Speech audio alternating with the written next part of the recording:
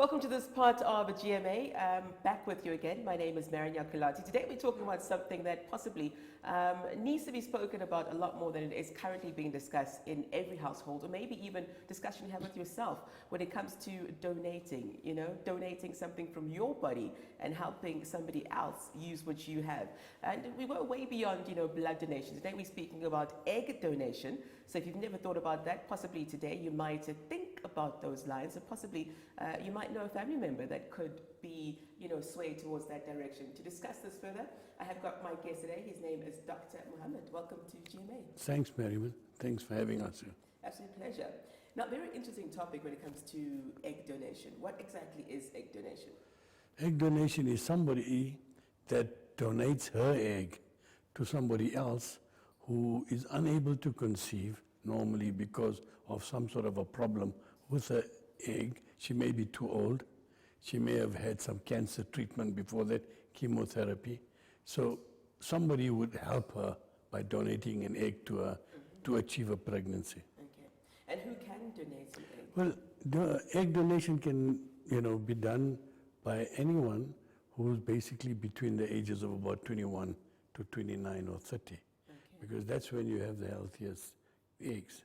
And anyone who's in that age group who has no inheritable diseases and no sexually transmitted diseases can donate an egg.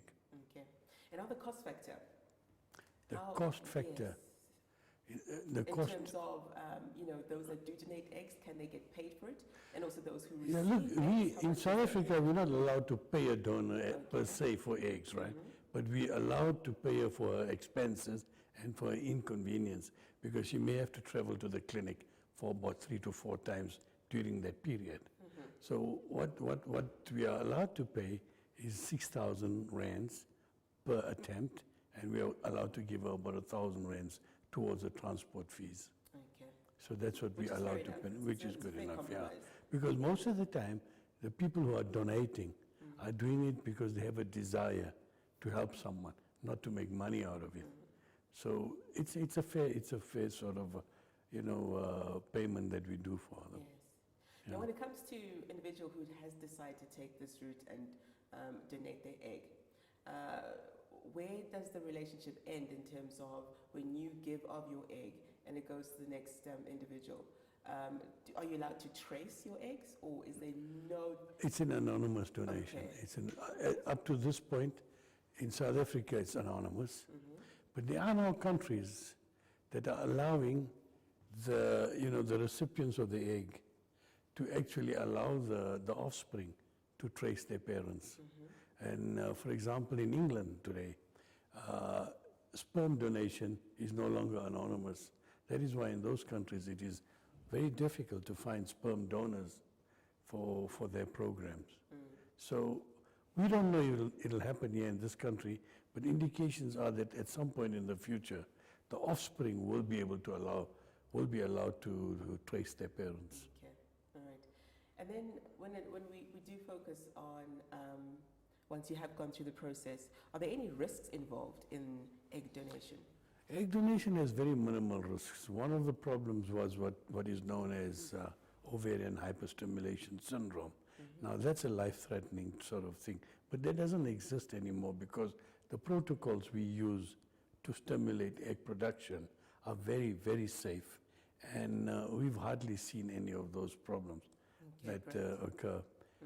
The other problem that may occur sometimes is when you're harvesting an egg, there may be infection subsequent to that. But again, it's a very small risk. So essentially, the risks are minimal. I mean, you stand a bigger chance of getting hit over the head as you walk across the street. So, egg donation is a very safe procedure. How long is the process, and is it painless as well? It is painless. But from the start, we need to look at the process from the time we synchronize the donor with the recipient. So we've got to actually synchronize the cycle of the donor to the lining of the womb in the recipient. So the whole thing, the screening process and everything, takes about 2 months. Okay. But the actual process of stimulating the ovaries to produce the eggs and then harvesting those eggs and transferring them into this recipient is about a 2.5-week program. Okay. So it's not that No, not at all. difficult. Most of the ladies that come to us to donate, they continue working. And the only day they take off is the day we harvest the eggs. Okay. Because we do that under sedation.